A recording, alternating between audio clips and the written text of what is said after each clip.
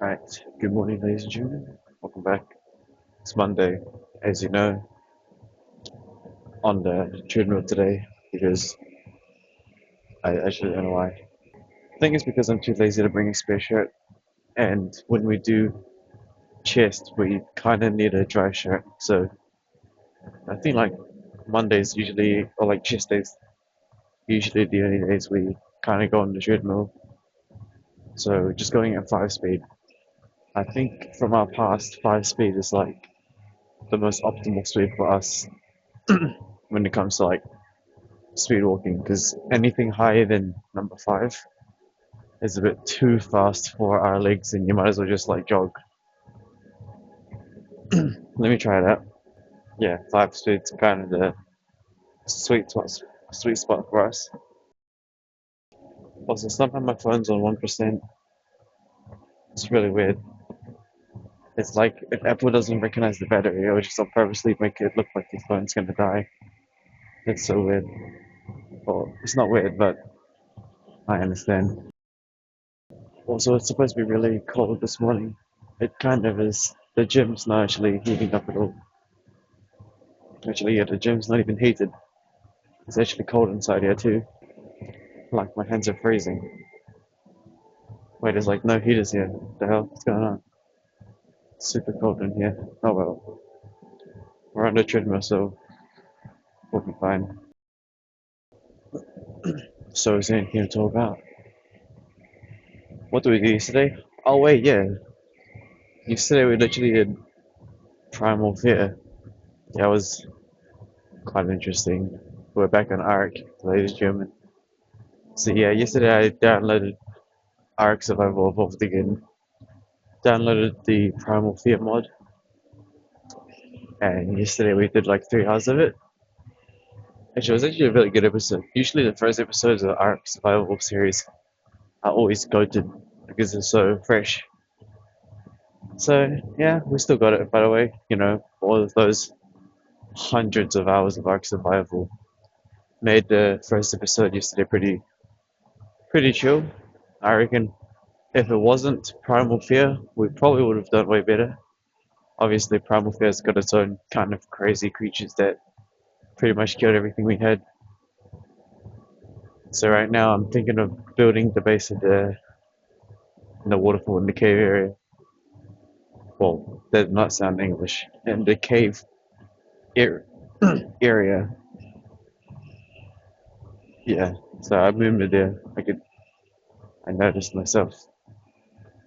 So yeah, basically that's what we did yesterday. Yesterday, you know, we did the stairs, the alpha theory regime, editing, which is super easy, dips and pull-ups. I know, just dips. Then we ate the food, and then did some whatever editing or thumbnails or editing work we had to do, and then we did Ark survival stream later on, and then I kind of did some Overwatch, no, Minecraft VODs, and then I did like a silent Overwatch VOD at the end. So currently I've got like 3 days worth of Overwatch that I haven't actually uploaded. So yeah, and yeah, that's about it. Yeah, that's about it. Today's plans are pretty much the same. So you know, this, then the no, then chest, then alpha theory regime, then editing, which should be another easy one because it's a weekend earth log, so not much to edit there. Did some pull-ups today. It's going to be really cold, and then I think I kind of want to do the Minecraft thing, maybe, or maybe Solar Punk. All I know is that in Minecraft, I kind of want to change up the. I need to probably re-edit the episode or something. Yesterday, we basically weren't even playing the game properly. We were just trolling around and messing around with creative. After doing a rough sketch of what I thought would look cool, it's gonna take too much time. I was in creative mode and I sketched out like a makeshift village, right? And then after doing it, I realized that it's like crazy. It's huge. It's gonna take a lot of time. So yeah, maybe Minecraft's nearly done. I don't know. I'll see. I'm planning to just build a huge sky base. I think, like a floating base in the middle of the ravine. That's what I'm thinking of doing instead. Yeah, I don't know actually. I'll see. Or either I'll finish just, or maybe I'll just stay in creative mode and just continue building that plan out ahead. Maybe. Yeah, maybe Minecraft's nearly done. Maybe it's pretty much done. Still gotta do Solarpunk. I didn't even touch it yesterday. It's like I don't want to try out Phase of Fandom today as well. Might have to buy it. Wow, that guy's rotating the thing like crazy. In the strongman competition, that guy's just rotating it nearly 700 degrees. Yeah, the treadmill is like half as effective as the stairs. Stairs will burn 300 calories in 30 minutes. The treadmill is only going to do half, or maybe less. Depends on the speed, of course. Sometimes we go back to 30 speed, so I can walk backwards. Looks like golden hour is pretty thin today. Actually, yeah, when I arrived here, I didn't see anyone much. There was less than 5 people here. Also, outside I parked terribly. Reason? It's because when I was coming, no, when I was about to park over here, another car came out of nowhere. So, just had to park somewhere else on the left side. Stuff like that. Okay, well, hands are pretty much frozen. Dude, my hands are actually freezing. How does the gym have the heaters on right now? It's like as cold as outside. Yeah, for Minecraft World, instead of building like a huge city, I might just make like some kind of flat, I don't know, see. I'll probably just continue the city. It's either that or I just build a huge platform and make them live there instead. I'll see that. Oh, went slightly over time there for like 20 seconds. Yeah, it's nothing today. Oh, like I said, the treadmills do like half of what the stairs can do. As you can see, 30 minutes is only under like 120 because it's only consistent if we stay at 5 speed. Well, obviously, we were like going 3 speed and walking in reverse. It's actually really cold right now. Also, it looks like it's pretty much nearly diamond hour. It's just one person left, and that's it. We're gonna have to do a story video today. It is what it is because and the battery on the phone died, so I need to use Deep Blue as the timer. That's my fault right there. Yeah, the phone actually ran out of power, so I need to use Deep Blue to tell me when the time is. So I guess I gotta end the recordings now. Maybe I'll record a little bit. Actually, I can't. I'm gonna have to use Deep Blue. So unfortunately, ladies and gentlemen, that's gonna be it for today's video.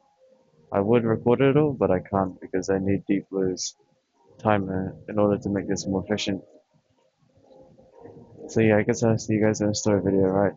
Kinda have to, yeah, there's no timer. So yeah, I'll see you guys next time, right? Appreciate it.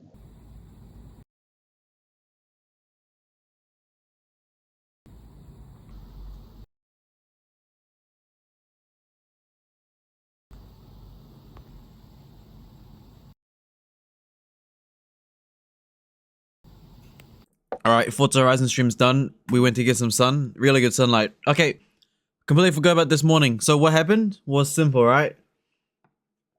My phone died of power. So I had to use Deep Blue to finish off the things. That's okay though, I'll give you guys a story video. Lock in. Why can't I hear anything? Just one scoop of Vanish Gold Pro Turbo contains a unique accelerator Thank you, system Dick. that turbocharges Appreciate it. stain removal. Trust Vanish. Forget stains. HBO Max, streaming all killer TV shows and movies, eh? No boring filler? Wait, when was the Japanese For years, music playing the whole time? I didn't even know that. Whoops. Alright, lock in. long stretches of American highway carried more than travelers. Behind the wheel, a man drifted from state to state, his life blending into the endless flow of truck stops, back roads, and distant horizons.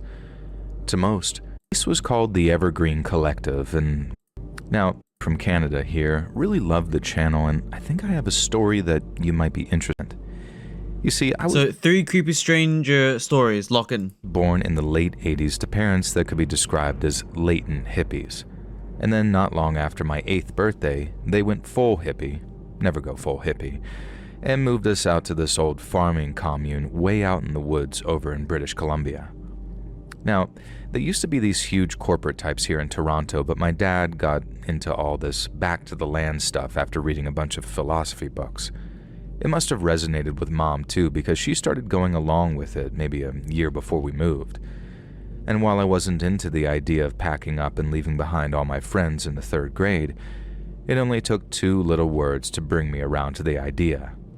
No school. The place was called the Evergreen Collective, and while it billed itself as a kind of woodland paradise, it was little more than a bunch of old houses and cabins spread out on a big piece of cleared land So, surrounded bro's parents are hippies. And he's in the 3rd grade.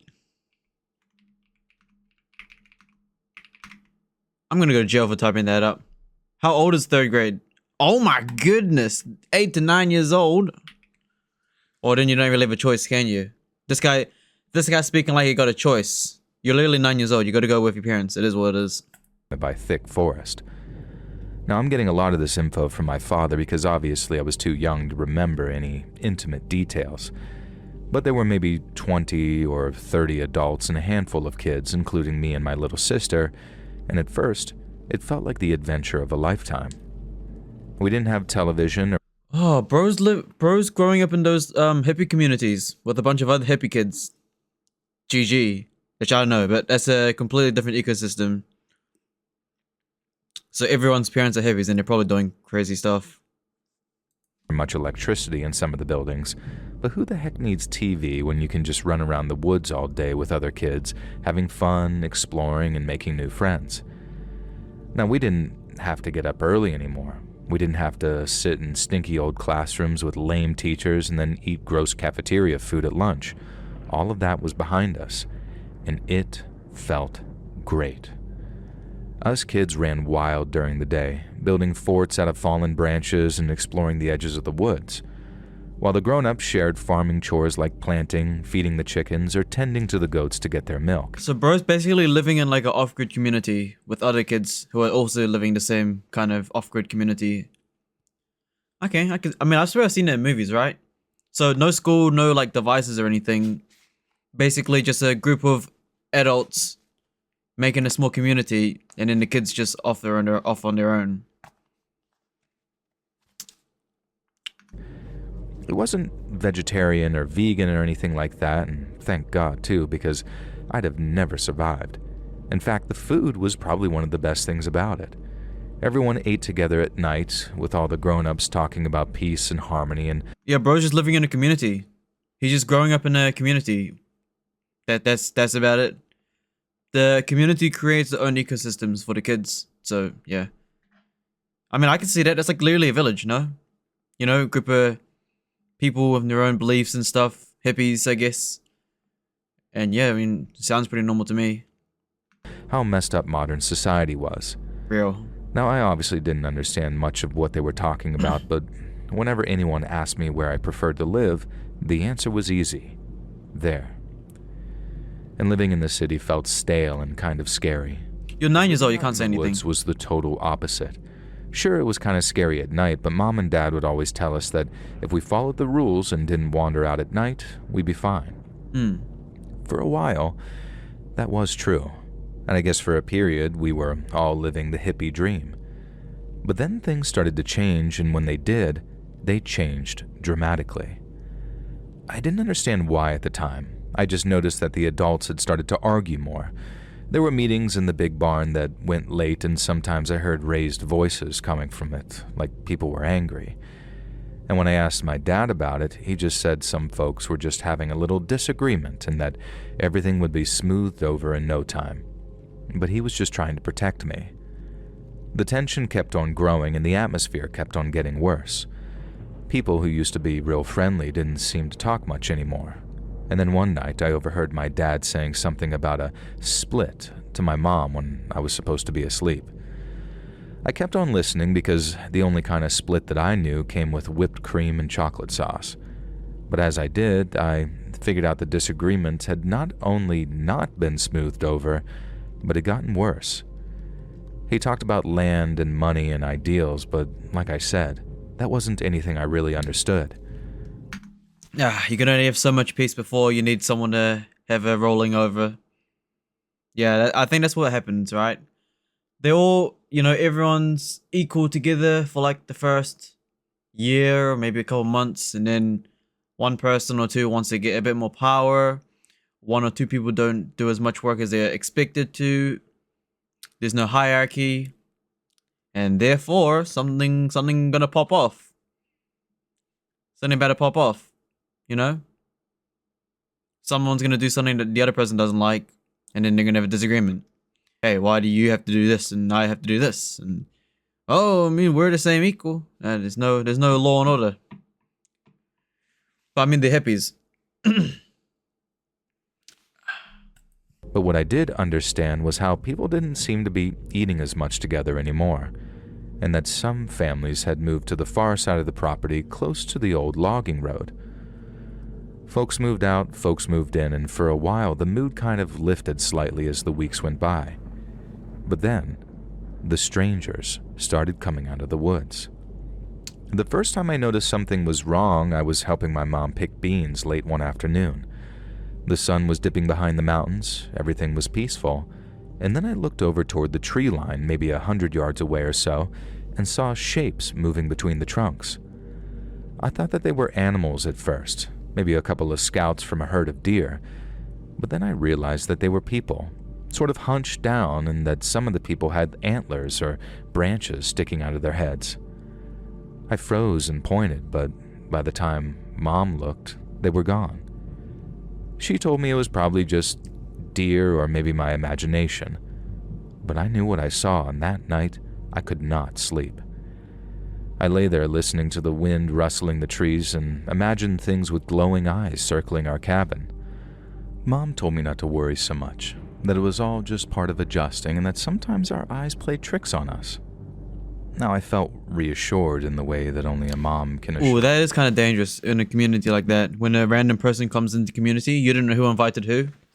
It's kind of like when you're in a friend group and then just some person's just like,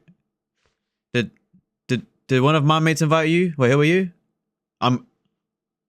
Okay,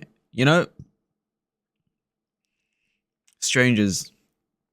That's very dangerous, by the way, in this kind of situation, because when there's a community of lots of carefree kids running around, one stranger with ill intentions are going to ruin the entire thing, and that's when you need some kind of law and order and stuff, right? For a young boy, but a few nights later it got worse. My little sister and I woke up to shouting outside, and so did my parents. It sounded like someone was screaming for help, so my Dad grabbed the big flashlight and ran out to join a couple of other men as they headed in the direction of the screams. I snuck to the window and pressed my face against the glass, and then suddenly saw him. The father of a girl named Sarah came running from the trees towards the cabins we were staying at. I thought he was alone at first, but then I saw he wasn't. There were figures behind him, running through the dark, and as the flashlight beams hit them, I saw what they were dressed like. They looked like monsters. So to 8-year-old me, they basically were, but the truth was, they were just people. People who wore masks that looked like they were made from bark, leaves, and animal skulls. I remember how one had a big twisted smile painted on what might have been a sack, and then suddenly Sarah's dad tripped and fell, and they were on him in a second, landing whatever blows they could before my dad helped chase them off. When my dad and them got there, they found Sarah's dad beaten up and bloody on the ground. Now, he said it was those bastards, but when I asked, Dad didn't tell me the whole truth about who they were, just that they were bad men in the woods now and it wasn't safe to play there anymore. They encountered a tribe or something. You know, I know they're saying it's like a hippie camp, but it kind of just sounds like a drug place, right? I don't know. Yeah. We don't know the context because the storyteller's a kid, right? But I bet the hippie camp is in conflict with some other camp of people and they're having beef. Since we didn't know what was going on and couldn't for the life of us figure it out, us kids made up stories to try and explain what was going on. A kid named Jackson was maybe 11 at the time, so to us he knew everything, and we believed him when he said it was the forest spirits who didn't like us cutting trees for firewood. Another kid said that they were trolls who were mad at us for living in their home, but to me, they sounded like the monsters from the old fairy tale books my grandmother used to read to us. Creatures that lived under hills and came out when people broke promises. I know everyone made a promise. Wait, they're cutting trees down so soon enough. Oh, if they're doing that, I mean, I guess maybe a tribal people would get angry. I don't know, it depends. It depends, right? But I've actually seen this on YouTube before. Let me see if I can find it real quick. What is it called? I saw it on YouTube once. It was like UK, right? UK dip collector kicks out RV campers. No, there's like a really, really interesting video once. Where is it? I wonder if I could find it.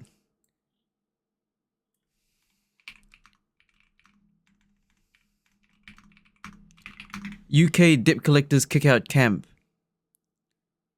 No, there was like a video where it was like dip collectors kick out camper vans. No, it was like literally what this guy's describing. Oh, I wonder if there, whatever it is.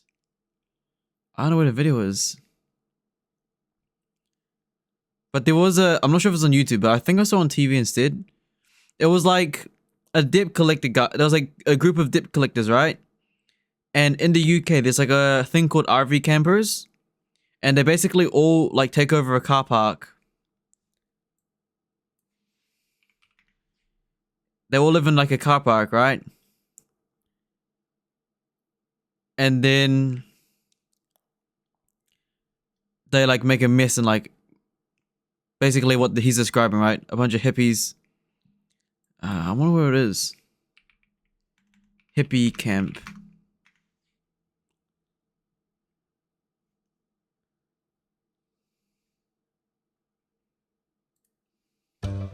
Cue your world. Cue your bling. Cue My your hair's too hope, long. and make it zing. For anything you want to do, Cue's the card to see you through. 3 months, no interest, no payments on every standard purchase. Q MasterCard, the credit card with breathing space. This cap. In the world to work next to. Yeah, bro's living in these. This is what a hippie camp looks like. Right distance is our Yeah, they got cabins and stuff. individualism. Good boy. Yeah, they're like basically just off-grid a community. The commune, I mean, that... No, but it was that video though. I don't know. I can't find it right now, but it was basically a video where like these dip collectors on a TV show. Oh, let me just see if I can find it. I mean, you guys can watch with me, right? What is it? It's in the UK though. UK dip enforcers. I thought it's collectors. Maybe they got rid of the series.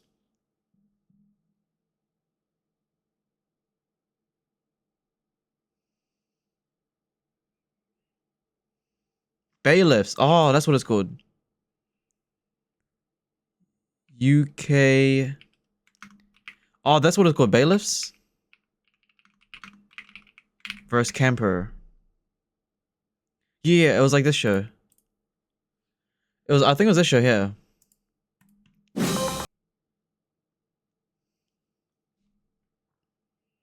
It was definitely this show somewhere. It was a documentary, right? Oh, here! Oh my god, this video. This video. Look. Yeah, I will watch it anyways. Yeah, bailiff. I remember bailiffs face hostile in trailer eviction. More problems. Like this. I wouldn't do it. Please. These are the kids, by the way. Pounds, I'm £200.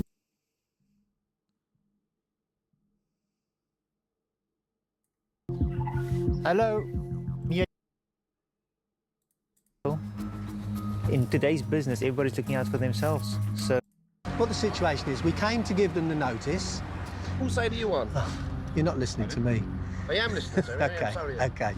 What we've done was we come to give him the notice. He says, look, if you unlock the barrier, we'll go. I said, how long do you need? He said, half hour. I said, okay, come back, hook up, we'll unlock the barrier, and that's it. Well, you're kind of crowding them out. There's only one lady there, lads, you know what I mean? Yeah. But they have 24 hours, like, you know what I mean? We gave him that. He said, no, we'll do it now. So... There's some of the boys back now, right? Yeah. With the wider traveller community becoming involved, Steve is worried the situation could escalate. Finally, an employee at the warehouse arrives with the key to the barrier. So that's for these, is it? yeah, it's I don't think it was this video. It was something like this though. But the bailiffs basically they're basically like, I remember it was like a bigger video. Traveler eviction. I think it was like a bigger one. Like there was a video where it was like, it was these guys. They basically found like an entire community of like trailer campers, right? And then they would kick him out and then like they basically make a mess. Wow, look how old this is. It must be this video here. It's 3 years old. Oh, what is this? It is this video. Stuart McCracken and You wanna watch it? Yeah, you guys wanna watch it together? Should we watch it together? Oh no, it's not this video. No, it is. Oh, here, look. Here, look. Look at it, look at it. Hello, sir. Paul. Wait, should we just watch the video together so we get the context? Well, let's just watch it Our together. High Court enforcement agents. Let's watch it together, guys. Travel hundreds of miles each week, collecting debts and repossessing property. Today, they're in Birmingham to carry out an eviction. But this job isn't going to be straightforward. The quality's doo-doo. About to repossess part of a car park which has been settled on by, allegedly, 28 travellers. 28 traveller caravans. The travellers were moved from the same site more than a year ago. But recently, the community returned. Police will be in attendance. We hope we don't need them. It's not going to be an easy ride.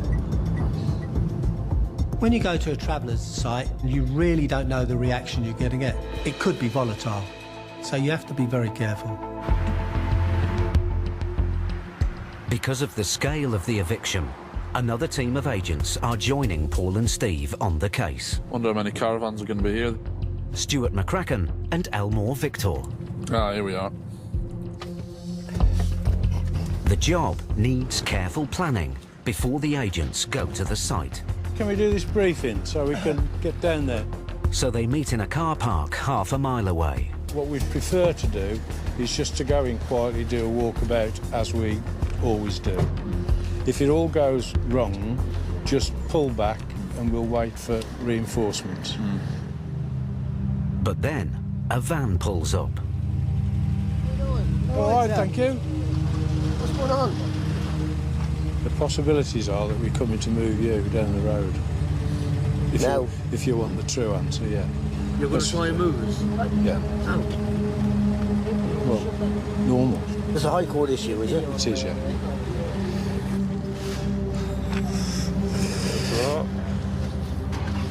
It started.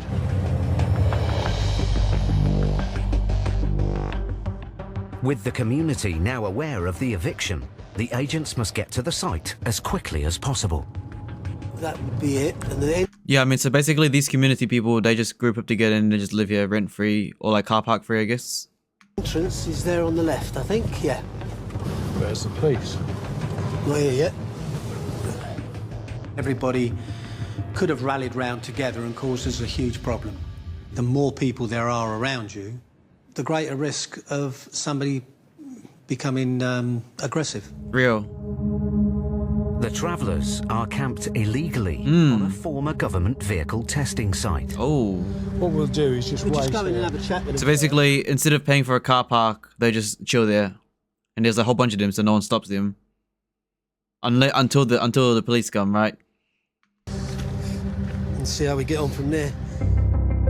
So they group up together because Soon the as Paul higher and numbers. Steve enter the Like, for site. example, if it was just you there, if it was just you camping here legally, you would get stopped by like a simple employee, right? But when you have like 28 of you guys, then it's hard for an employee to really do anything. The van they encountered earlier pulls up. Morning, sir. What we would like you to do is to get everybody together and move along. We have a high court writ, which If we don't go, what's the options? They're sending a wrecker truck down and they'll drag you off within the hour. There's a lot of kids here. You can't take the law into yours at all. No. We want to do this nicely and together. Do you want us to walk around and knock on the doors, or you? No, there's dogs down there. You get bitten. I'm only here to tell you right from wrong. All right. There's a few new babies here. What we dogs need- will go for this. These are Okay. Okay. Can you walk I will around? go around and All I will right. tell them. I'm going to have to read. Listen, what's your name? First name. Mr. Murphy.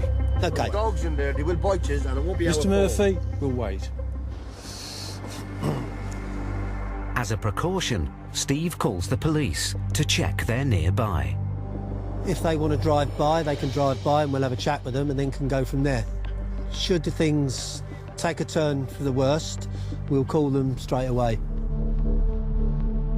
Even though Mr. Murphy has agreed to tell his fellow travellers they must leave, Paul is duty-bound to make sure the whole community is aware of the High Court writ. Sorry to get you out of bed. It's a High Court eviction notice. Yeah, so we'll leave by when? Midday.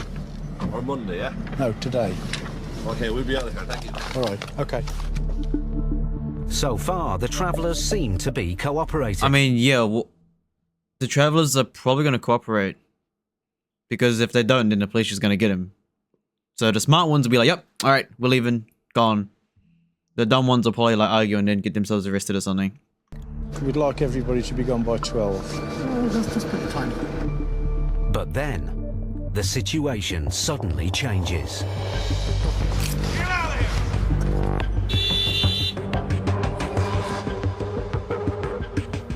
Watch out, guys. Paul.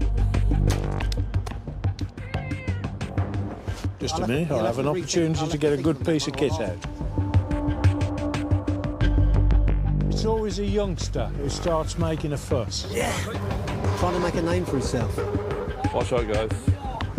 If they did their part and kept it Come on, clean, Steve.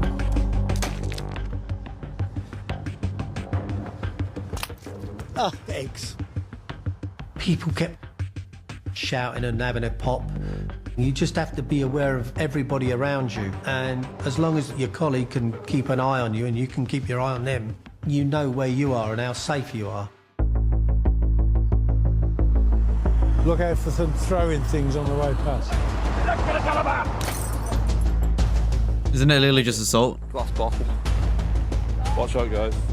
As the situation You know, when if they start throwing stuff, why don't you just wait for police? becomes more and more Like, violent, you don't have to stand there, do you? the agents will have to think on their feet to keep this unpredictable eviction on track.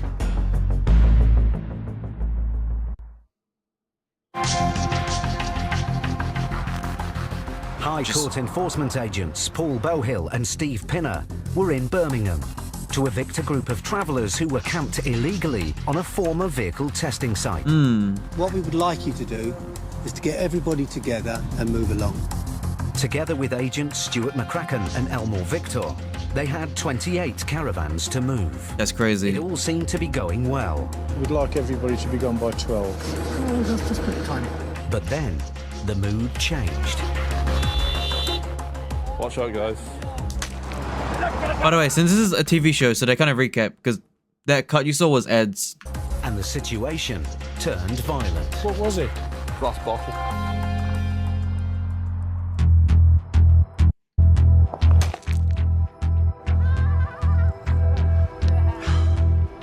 Now, with the agents still under attack from the children, Steve appeals to the man they spoke to earlier.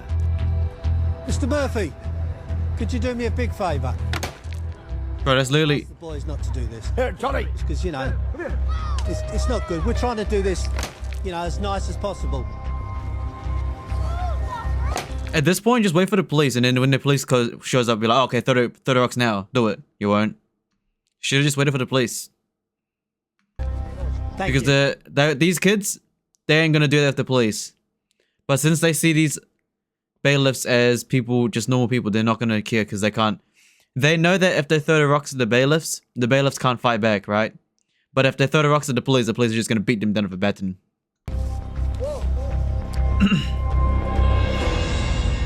Should've just waited for the police. Oh, now they're here. As the situation is volatile, the police arrive.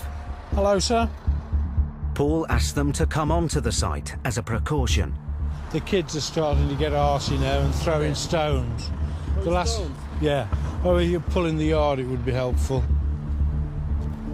We do at all costs, and I can't stress this enough, at all costs, we avoid physical confrontation. If the police are there, they do appear to have a calming effect, and we'll carry on with eviction. With the police on site, the atmosphere calms down. Yeah, see, I told you. And some of the caravans begin to leave. Is everybody okay? Yeah, everything's fine. All right. If there's any trouble, will you come and stand by me? Of course, we'll probably let that happen. They are going peacefully, except for the kids. It's always the kids, isn't it? Well, no, it's the police. Are all the other vans? Because everyone knows that at the end of the day, it's violence that truly matters, right? And the campers know that if they show violence, the government will show even more violence. So it is basically the Matrix, as you already knew, right?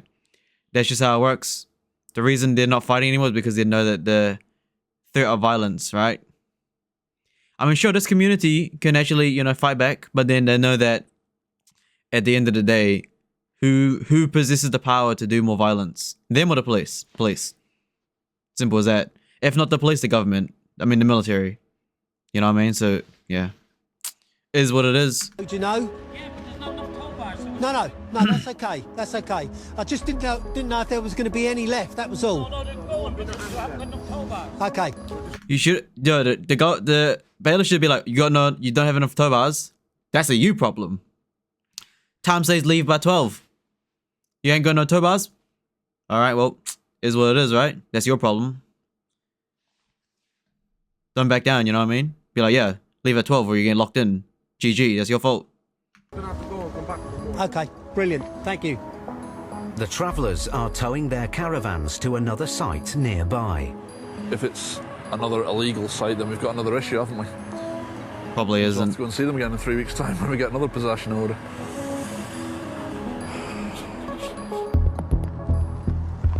But tensions are still running high. Cap, there's a police officer.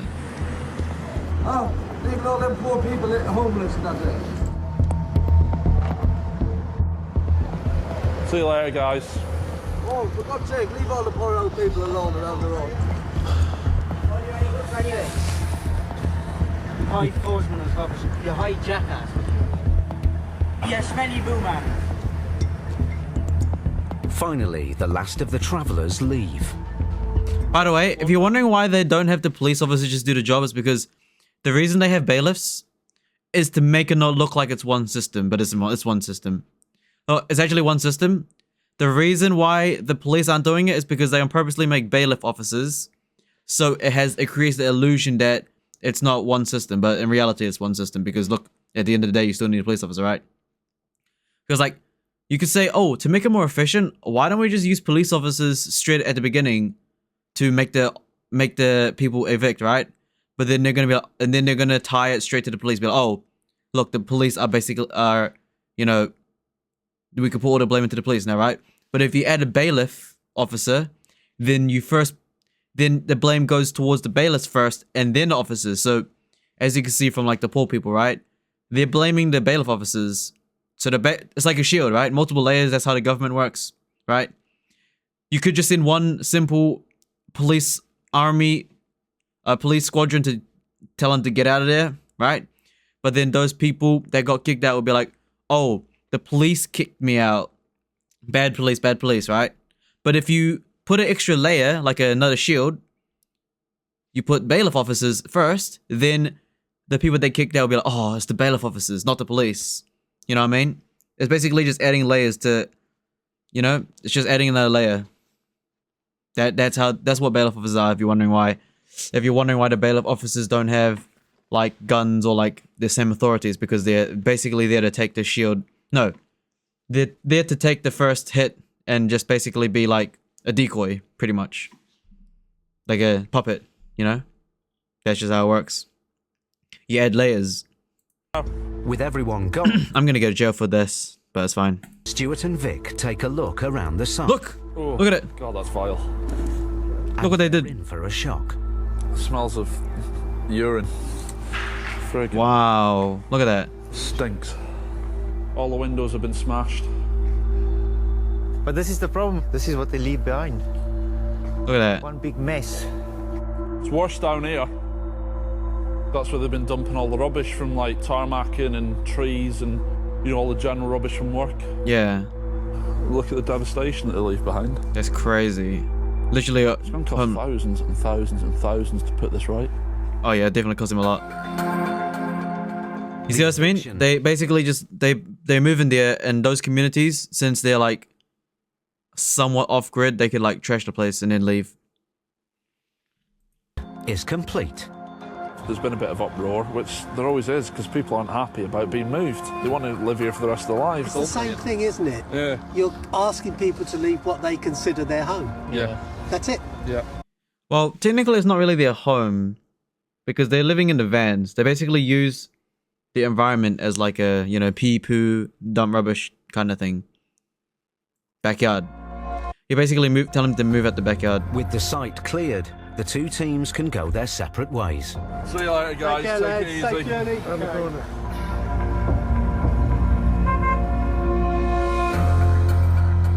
Yeah, again, bailiffs are basically just the first. They're basically just to take the blame first, right? Like, imagine if you were in debt from the court, right? The court sends bailiff officers first, and the bailiff officers will be like, hey, this and that. And then if you start getting beef with the bailiff officers, then the police come. And then, you know, it always scales up. If you start having beef with the police officers, then the SWAT team pulls up. And if somehow you are outbeating the SWAT team, then the military come and just execute you. And if you have beef with the military, well, I mean, like, you know what I mean? That is actually true. Like, you could even put police officers as another layer, because I remembered in Australia, I remember there's like a Australian police shot and killed. There was like this story. Where was that?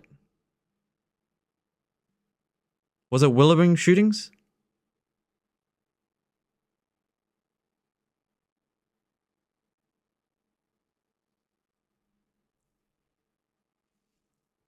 Shot and killed footage. There was that scene. What is it called? No, Australia. Oh crap. Australia police ambushed. It was like that. I don't know what that news was. It was like I remember what it was called though. Was it this one? I think it was the Wilbeam massacre. It was on camera too. There was like a literally footage of a police officer getting shot. I think it was this one. POV. I'm pretty sure it literally had a POV of the... Was it? Yeah, I think it was this one. It was this one. Join on the 6th. Yeah, there was like a shooting in Australia, right? These like 3 people executed the police officers on their land. And it was so bad that instead of sending more police officers, they just send I think they send the military or a SWAT just execute them because they're too dangerous. Fences. Yeah, look. Turns into a deadly assault. Yeah. When we next see Constable Kirk, he's crouched behind a tree. His radio isn't working, but he uses his mobile to call his supervisor in Chinchilla. Around me. Nearby lies the body of Constable Matthew Arnold, killed by the first gunshot. Soon after, the wounded Constable Rachel McCrow was executed at close range. Healy Bruff has disappeared from sight. A few moments pass under heavy fire. Property. Bruff remains hidden in scrubland, and she's being hunted. To draw her out, the assailants set a police car on fire.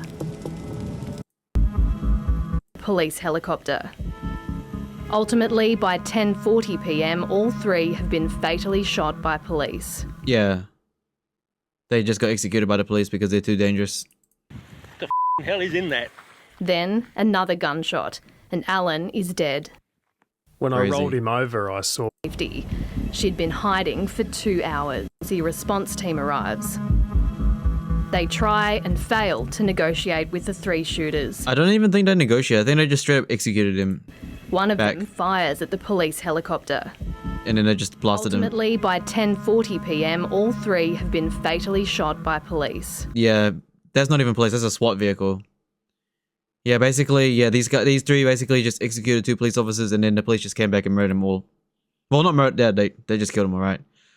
So we were distracted. We were on this story here about the community things, and then we went on to the bailiffs video. Is it timestamps?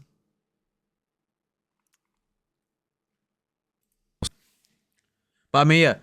In context of the horror story, based on like this bailiff video, right? The hippies probably have like some kind of mess, right? Maybe. I don't actually know. Together. And the fact that that didn't happen felt like a really big broken promise to me. In the daytime we were scared, but me and the other kids had each other, so we got through. But the nights were something else completely. Every single sound had me thinking, what was that? And when my parents said it was just deer or birds out there, I heard 1 or 2 whistles that were way too low to belong to a bird. Besides, birds don't sing at night. And I remember waking up in the middle of the night, more than once too, to the sound of someone scratching on the other side of the wall near my bed. I have no clue what they were actually doing. Maybe scraping a knife against the outside of the cabin or something. But to me, it sounded like claws or long fingernails raking against the logs outside, and each and every time it had me running to my mother and dad in tears. And we were told things would go back to normal eventually, and these strangers in the woods would go away. My father said he and Mom called them that because it seemed less scary than saying, the folks that were our neighbors a few months back are now trying to physically drive us off the land. The neighbors. Wait. So these strangers are actually the same part of the hippie group. Oh, they went into factions. Oh. They went into factions. Is that what happened? Must have. Ooh. Yeah, beef happens and then there's like a few leaders. Like, let me guess, one whole community of hippies, 1 or 2 hippies want a bit of leadership, and then they split off into factions. Oh, that's exactly what happened. It's kind of like, for example, in China, right? You know, one entire bloodline with like 8 brothers conquer China. Right? Oh, we've conquered China. Our entire here. Good job. And then like a couple months later, yo, bing bong. I don't like the way you talk to me today. What are you gonna do about it, Ling Long? Oh shit. And then like brothers start having beef, right? There's no other common enemy left. So even though the Wongs have conquered China, yeah, they've got 8 brothers conquering China. Soon enough, there's no more common enemy because they don't know how to, because there's no other countries, right? Just in China, right? Those 8 siblings, they're going to split off. And then that's when you have brother wars, right? Brother warlord you know, that brother has his army of men, other brother has got his army of men, and then it starts splitting off. They're all the same, they're all from the same bloodline, right? They're all from the same, they're all brothers, but they have beef, and then it turns into faction wars. That's how it works. When everything's together, they have factions, just like in, you know, humans, right? Just countries, factions. You know, when there's no other common enemy, there's going to become factions. Or any, yeah, just, that's just how it is. And I get it too. Because how the heck is a kid supposed to even compute that? Whereas all that stranger danger stuff already had us scared of people we didn't know, so I guess it just made sense. Now anyway, we were told it'd be over soon, but it wasn't. The attacks kept happening, but only ever at night. The strangers would catch someone walking between houses or going to the outhouse. Then they'd swarm out of the dark, knock them down, and then beat the hell out of them. They did other stuff too, almost symbolic stuff. Sometimes they tore their victims' clothes or smeared mud on their face to imply they were unclean. Now, they never killed anyone, but they hurt people bad enough that before long, a couple of families packed up and left entirely. Yeah, just threw in the towel, saying, "Nope, that's enough for me." Others weren't so quick to turn tail, and I remember the morning after one attack, seeing one lady walking around with a black eye and a split lip. But she didn't seem scared. She just seemed mad. And then one night, they broke into the chicken coop on the far side and killed half the birds, leaving bloody feathers arranged in patterns on the ground. Another time, they painted symbols on the side of the cabin, circles and jagged lines that looked even creepier when the flashlights hit them after dark. Our parents tried to protect us, not just from the attacks, but from the knowledge of them too. But as you can probably tell, they only work for so long. The worst night was in the spring. I woke up to my sister shaking me. Then when I asked what was wrong, she pointed out of the window towards an orange flashlight flickering through the trees. At this point, I kind of blame the parents. I think you're probably better off just moving out. Again, it depends though, right? The only reason they haven't left is either they have their own kind of thing going on, they're not telling like, here's what I'm suspecting. From the story POV, it sounds like the strangers / the neighbors are always attacking them, right? But why are they still staying there? So the only reason they haven't moved is because his parents and a group of teammates are doing the same thing against them probably, but they're not telling the children. I bet his father and his mates are probably terrorizing the neighbor's side themselves. You know? Obviously the father's not going to tell the children saying, "Hey, yo, we're doing the same thing against them too. It's a war." You know? Since it's the POV from the child, it sounds like they're getting targeted right? But they're not moving out. So that makes me suspect that his father and his mates are probably doing the same thing against them. So that's why none of them are moving out. And that's why, you know what I mean? That's the only explanation that they haven't moved out. Is because they're doing the same thing back. Yeah, they must be doing the same thing back, but they're just not going to tell the children that, you know, it's like some kind of game.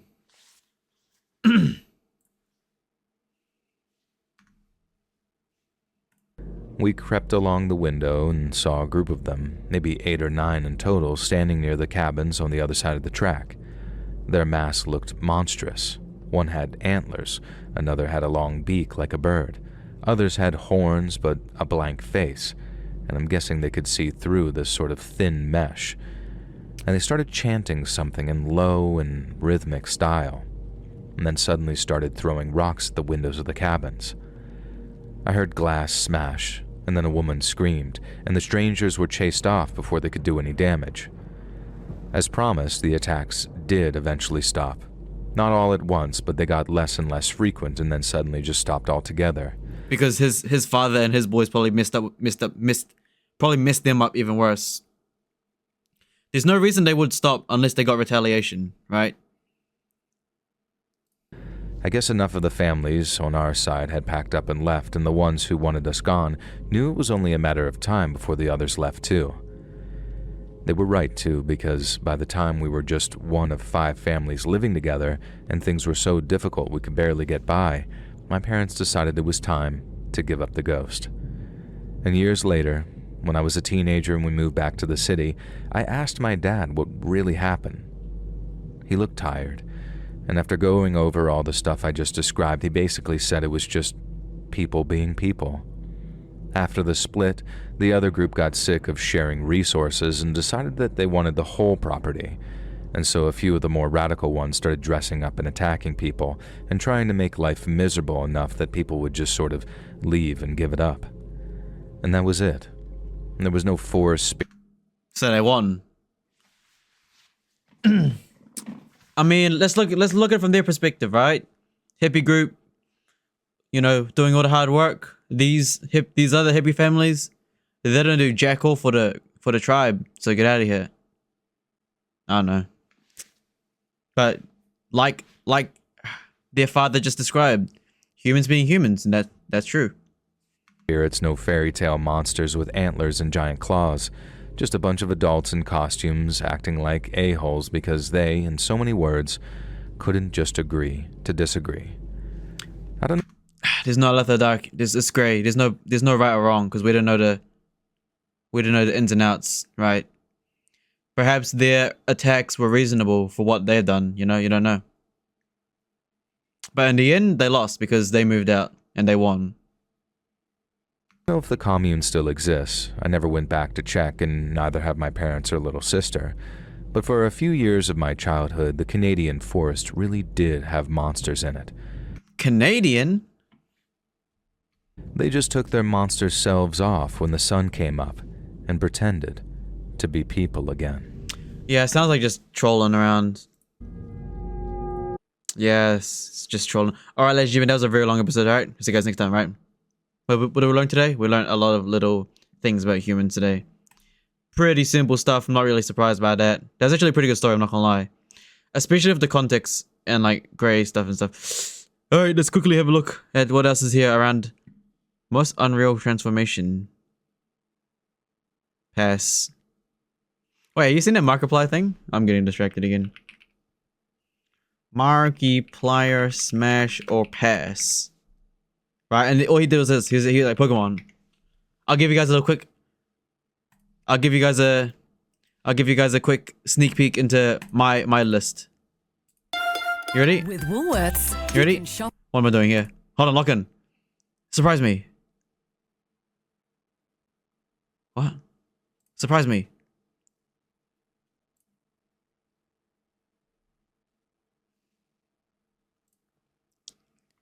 Okay, let's go down the list. Pass. Pass. Pass. Pass. Pass. Pass. What am I doing? Pass. Pass. Is that a fish? Pass. Pass. What am I doing? Pass. Pass. It's like Markiplier smash pass. But he did it with like a stoic face. Man made a movie. But it's like, I've never seen this Pokemon, by the way. Pass. Pass.